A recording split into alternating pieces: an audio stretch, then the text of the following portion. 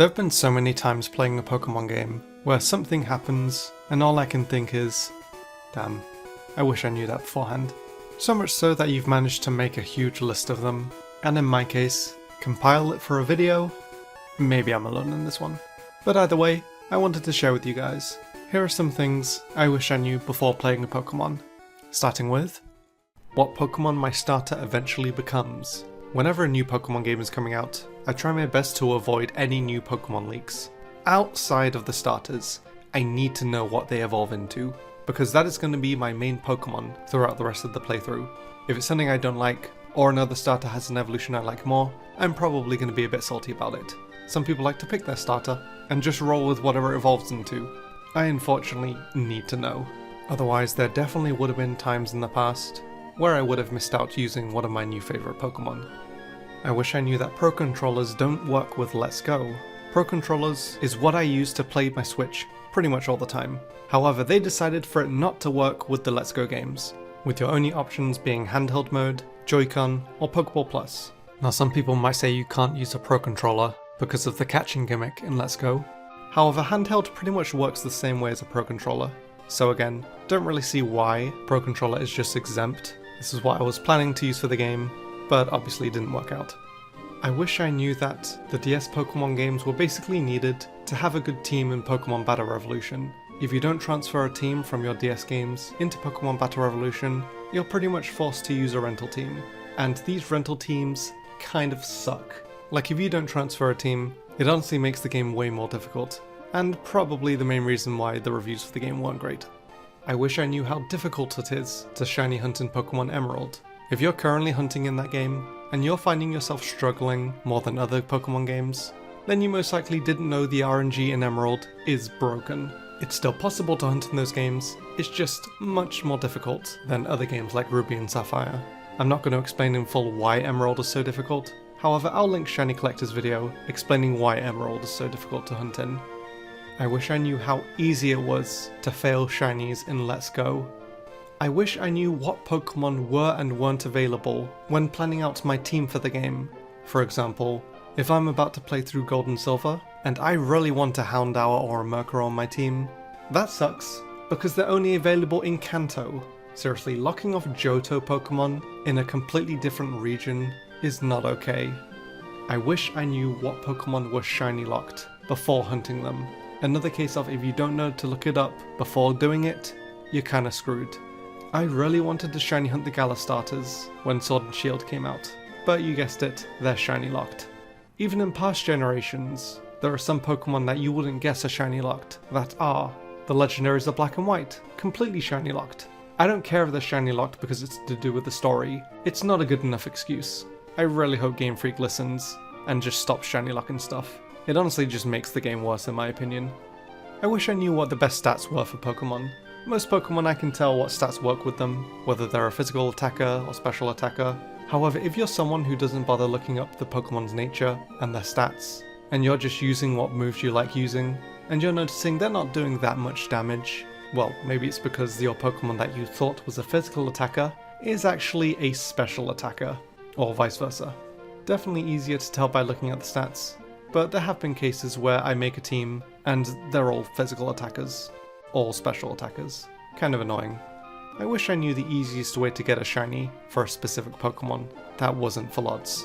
If I was someone who went for a full odds hunt for a Ponyta in Legends Arceus, only to find out that you're given a free shiny Ponyta later in the game, I probably would have quit the game right then and there. I wish I knew that 7-star raid bosses could only be caught once. Because they can only be caught once, of course everyone is going to want to pick a Pokeball that fits the Pokemon best. Well, I would have done that for the first 7-star raid boss being Charizard, but at the time I didn't know you could only catch one, which is why my Charizard's in a Pokeball, and not something cooler. I wish I knew that Pokemon Scarlet and Violet was coming out with its own OLED, before upgrading to an OLED beforehand. I luckily wasn't one of these people, but I'm sure there are some people out there who got a brand new plain OLED right before the Pokemon one dropped. I wish I knew what the version exclusives for each Pokemon game were.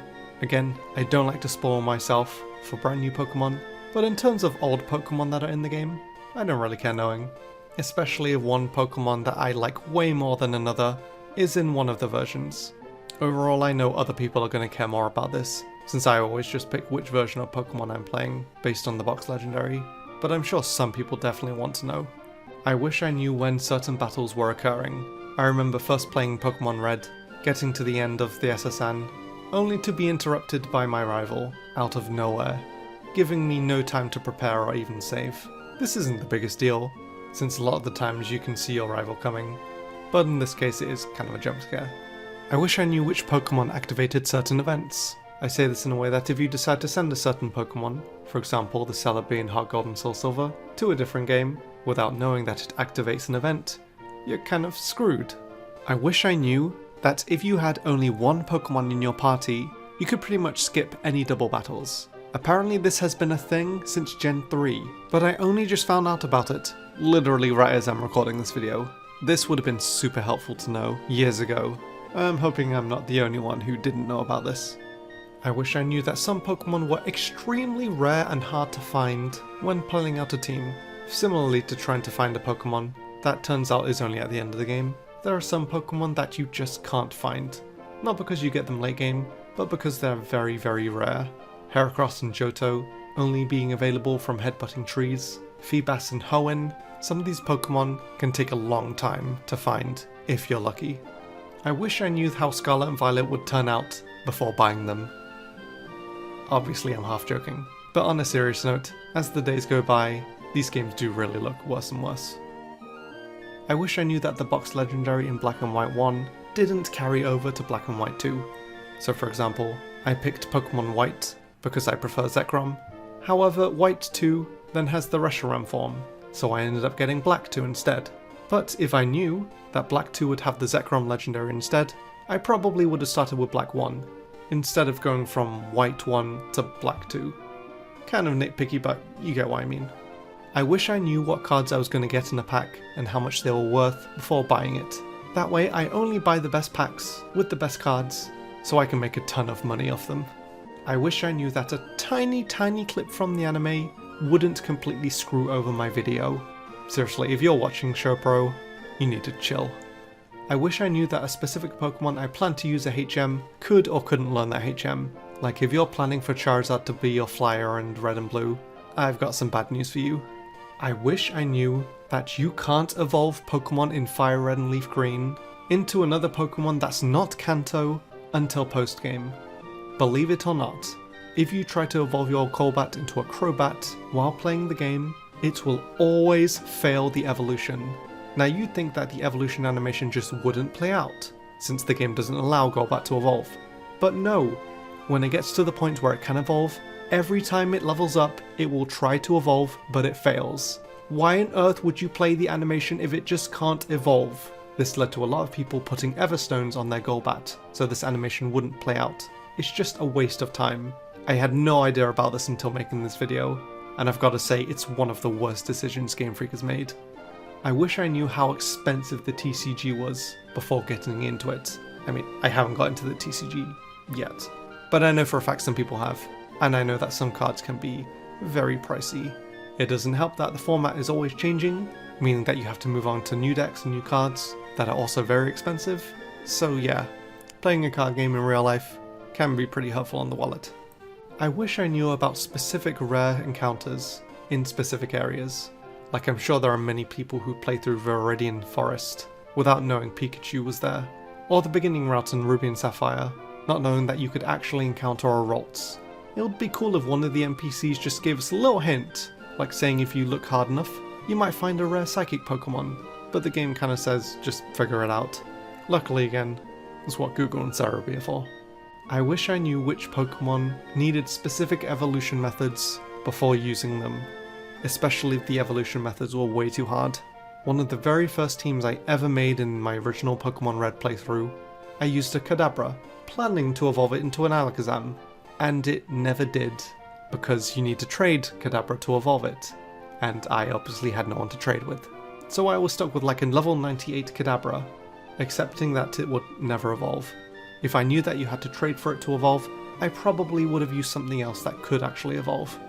I wish I knew that you needed another game that's not the game that you're playing to get a specific Pokemon. For example, for VGC, if you want to use Urshifu on your VGC team, you have to get the DLC for another Pokemon game and then play through that DLC just to get the Urshifu. That is a lot for one Pokemon, and it doesn't help that Urshifu is one of the best Pokemon in VGC, so much so that you kind of have to use it to make some teams viable. There are other cases where some Pokemon are locked behind save files of different Pokemon games, like Arceus and Brilliant Diamond and Shining Pearl, with its event only being available if you have a completed save file of Legends Arceus. I do kind of understand why Pokemon do this, but at the same time I don't think it's the best decision. I wish I knew that Legends Arceus' battling system was going to be so different to regular Pokemon. Honestly, some of the changes that Legends Arceus' battling system has, I really like, and even prefer to the old battling system. But it also doesn't help when you're feinting your opponent's Pokemon, only for them to send out their next Pokemon, and it can immediately attack yours. On the plus side, it does make some battles more challenging. However, this is also the reason why battling friends is not in the game, which kinda sucks. I think everyone expected us to be able to battle our friends at least. I wish I knew that the Cinnabar quiz was going to lie to us.